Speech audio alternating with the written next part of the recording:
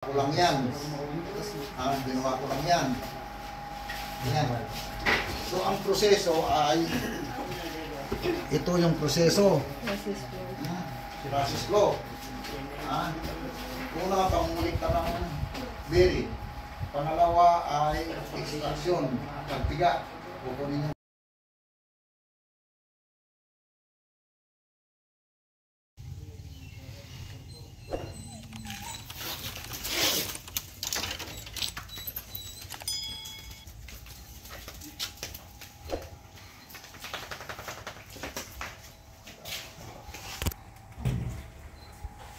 Nag-uwi na yata. Nag-uwi ba?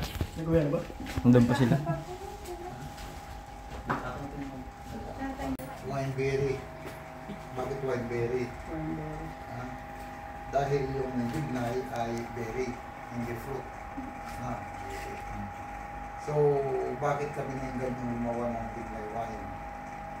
Dahil kasi sa pag-aaral ng UP, ng National Food Research Institute ng UP, yung bignay ay siya ang putas o siya ang berry sa lahat ng tinest nilang mga bungang kahoy at saka gulay at saka mga fruit crops. Bignay lang yung may pinakamataas na antioxidant content.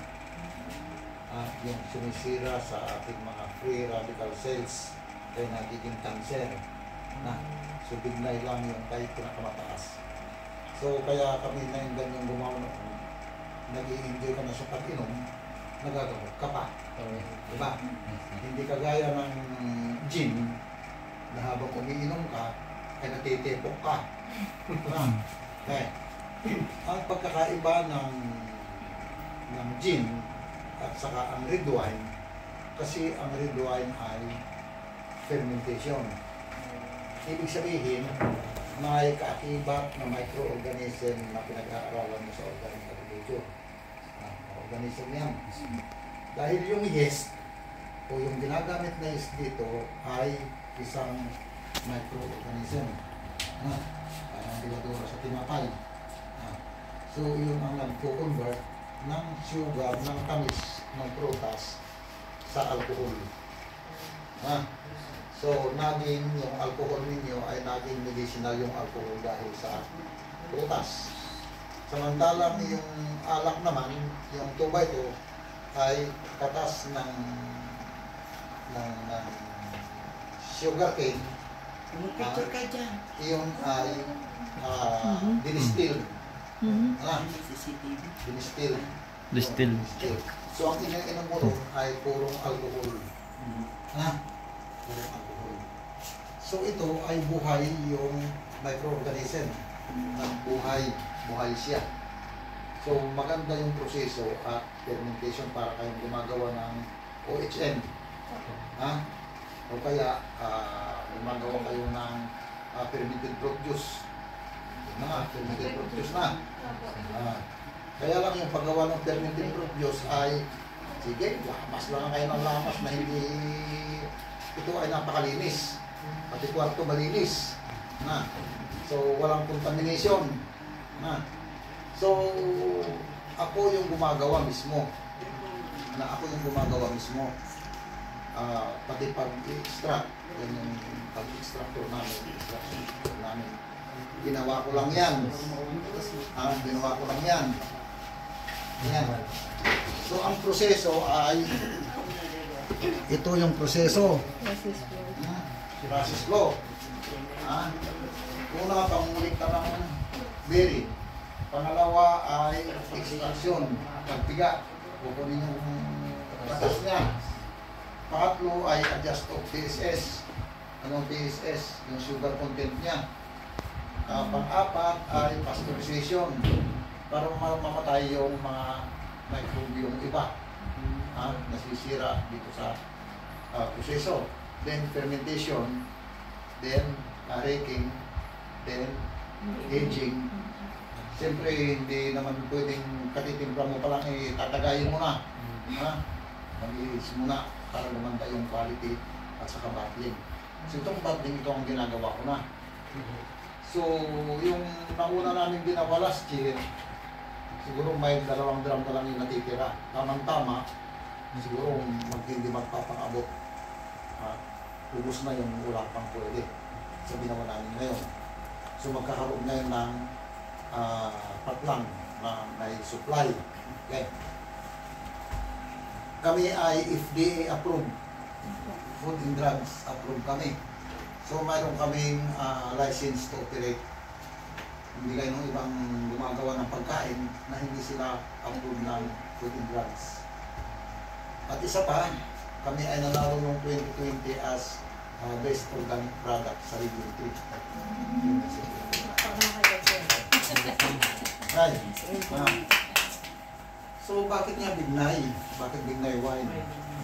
Bakit napakaganda ito? Na ayaw namang konsumuhin ng maraming Pilipino. Dahil nasanay ang Pilipino, bata, matanda, lalaki, babae, sa tuba ito. Gusto nila malasing kaagad. At gusto naman ng Pilipino, once na nabuksan, ubos kaagad.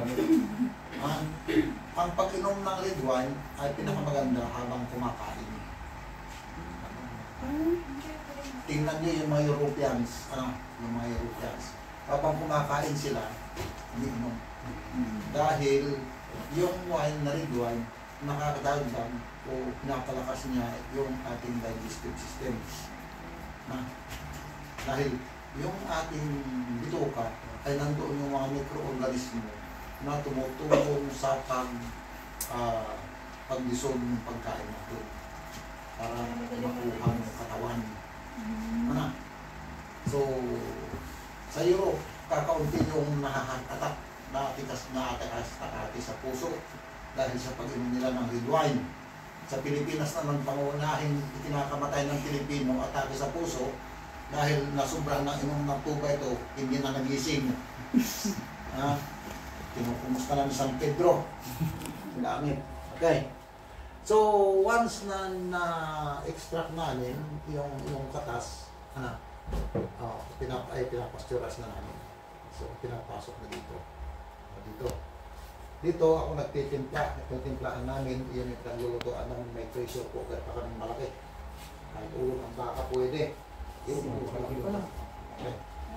So, once na natimplahan ko na dito, na-i-adjust na namin yung TSS, nakita namin yung kulay, ipinapasok ko ngayon dito sa fermentation. Hindi ko kayo papapasukin na. Isa-isa sa bawal. Bawal mag-picture. Bawal mag-picture. Okay, basta silipin na lang. So bumubula kayo niyan, nag-ferment, nakita niyo yung pula. Nakita pula. Nakikita yung bumubula. Ibig sabihin, nag-ferment siya. So, dumadaan yung proseso. Ayun, nakalagay sa baka na yun. Dumadaan. Bakal. Yung pala nag-fit. Nakalagay sa baka. Kumukulo. Yung bakal o nakaposte niya. Yung may pula. Ay, hindi naman yung may pula na kumukulo. Nakapapala yun dito sa mayroon ni Mampulan. Hindi, talaga nakahawak ko. Oo, nakapapala dito sa Nakalagay na pala sa drum niya. Okay. Kasi nag-protect and repair din ginawa ko. Kung kasi so ngayon, kasalukuyan nag-ferment yan dahil wala pang isang linggo yan. Kaanin niya lang. Okay, kaanin namin. So tatagal yung aging at saka fermentation niya ng 3 months. Matagal din ano? 3 months. So 3 months bago ako magbote. So 3 months lang bago ako magkapera. Diba? Okay. Ang pinakamaraming nagawa na namin dito nung panahon ni Chris Aquino na napakaraming turista ay 6,000 bottles. 6,000. Ubus yun ng maraming turista. Okay. Ngayon yung nagawa lang namin ay nakagawa lang ako ng 10 barilis. Ang isang barilis ay 250 na bote. So, 2,500 lang na bote. Ba't kaya kaunti? dahil naapektuhan ng bagyong Pipito.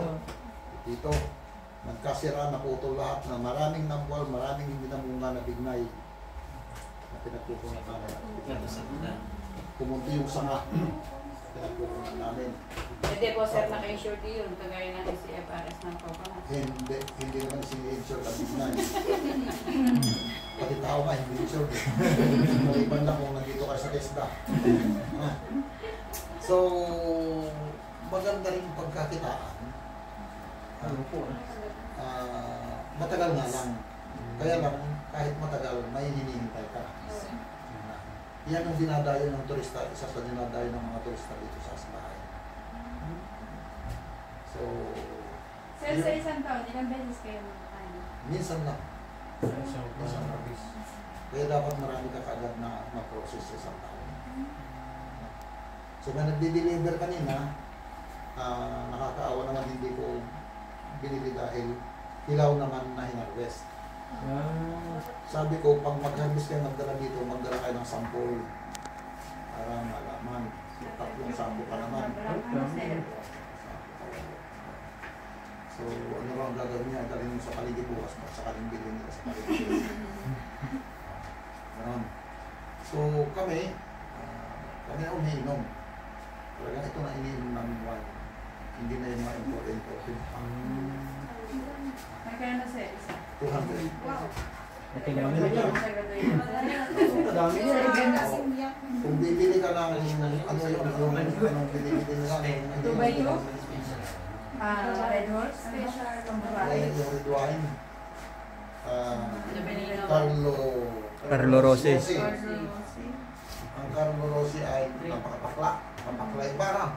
Halos hindi mo malulog dahil hindi sanay sa ganon.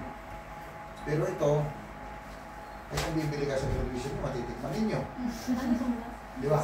Kaya Katitingin ko siya. So, ako lang ang gumagawa lahat. pati label. Sila diyan, hindi pa. Dahil may sarili. Ay, yung mga buti namin ay tinatawag na virgin. Hindi kami gumagamit ng second hand use. Hindi kami nag-recycle. Puro bago yan. Yung binaba ninyo, marami. Puro basal. Yun. Puro basal yun. At saka yung cup namin ay bago lahat. Ito yung cup namin. Wala pang trade yan. Walang bustas. Wala. Plain. Pag ipinasok ko dito, saka lang magkakaroon ng trade.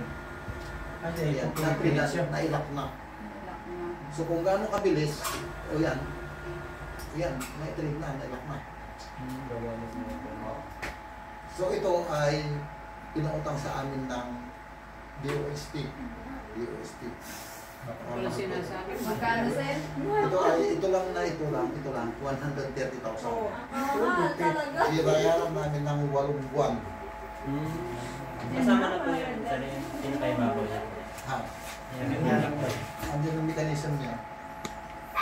So, napakabilis. Dati manual. Nagkakali yung ganito ko dahil ako lang ang gumagawa. So, pag maraming order, 2:00 pa lang ng umaga, gumagawa na ako dito. Oo.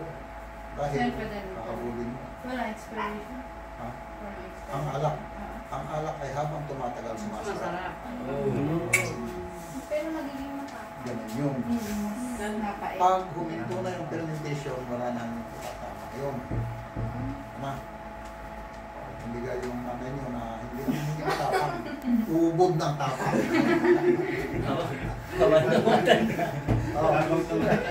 So, yung ibang gumagawa ng wine, yung iba, marami nang gumagawa ng bignay wine dito eh. Sa Aurora. Saan pa sir? Dami na, Marami na po. Dami na. Pero titingnan nyo, kung bibili kayo sa wine nila, titingnan mo, ibaliktad yung gano'n, ang kapal ng lata. Sir. Hindi maganda yung pagkakas. Pero dito napakalinis. Oo, yung red wine, yung local. Titingnan nyo, napakalakapal. Oo, sa Baguio maraming mga wine. Subukin nyo. So, yung proseso nila hindi maganda. Hindi maganda yung proseso. Ikaw ba iinom ng may lapat? Siyempre, parang hindi malinis. Masakit sa Parang piniga lang kasi. Oo. Oo, ibinote na. Nakita ko yung nandun sa kadili. Nung tinawag ko, tumulo na. Dahil hindi maganda yung seal. Dahil ang buti lang nila ay buti ng Impilite. Walang Oo. Ang takip nun ay plastic. Pag nainitan, lumuluwag. Tingnan nyo. At saka yun, nung balik rin ko, nakakapal yung latak. Sabi ko sa nagbebenta, nagbebenta mo ba ito? Nakakahiya ng Aurora, bibili ng turista, ganito palang alam ng Aurora. Diba? So, walang quality. No, walang, hindi maganda talaga. Sasabi ko dito. So, ito yung wine namin na dinatayo.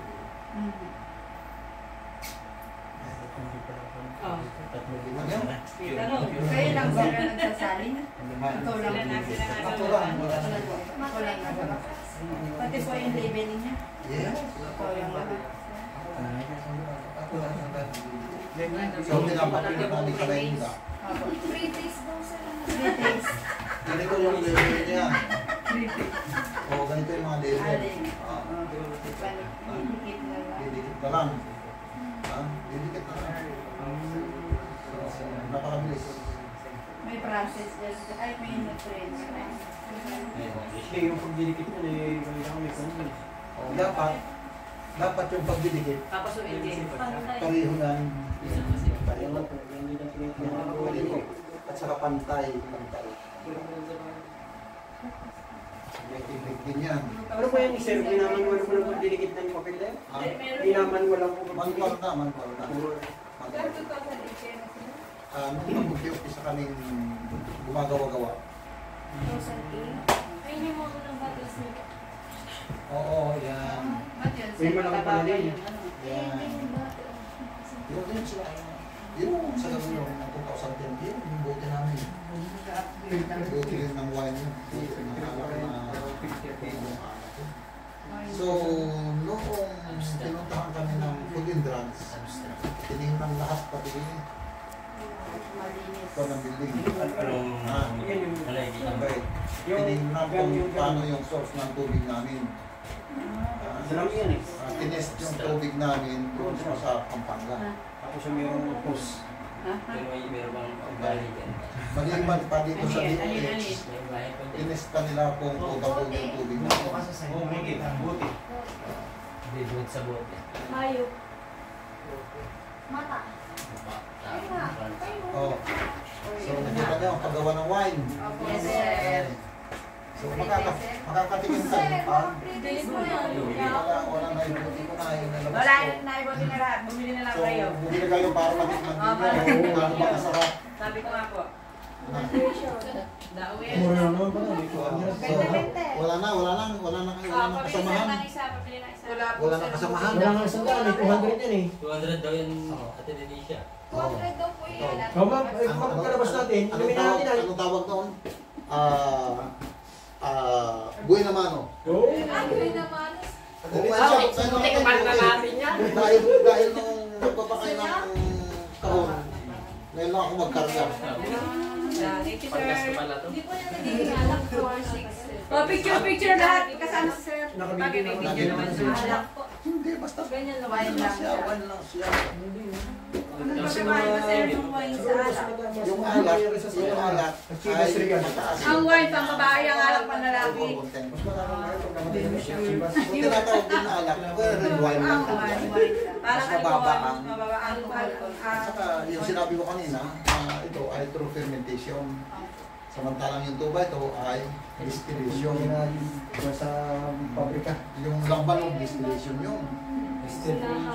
Dinidistill. So alcohol yung iniinom. Hindi healthy. Okay? Ano yun sir? Sa December may ganyan po. December may ganyan po. Mayroon na magre-release na kami ng bago. Yung ginagawa namin ngayon, tama-tama November. Para makuha kami sa Diyan tagal pa lang itong tatagal. Gagawin naman siya. 3 years Ah. po. Tatlong buwan. O 3 buwan bago mag-harvest. Basta tatlong buwan sir. Hindi na magawa. Sa pagnabulat. Yan, gumagana yung buwan. Bumubura na. Humingi nga po siya. Ilang buwan yun sir? Ito lang. Sasampuan na lagyan namin.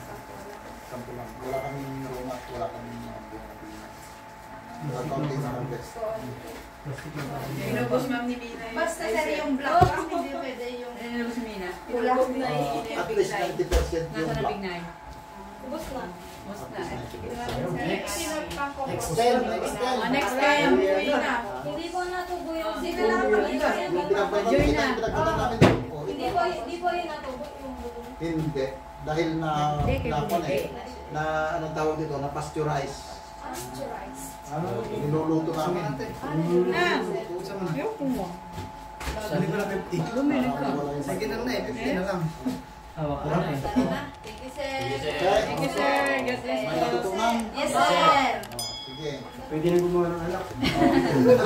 May quiz daw bukas. Ay, wala. Wala na kayo kasamahan.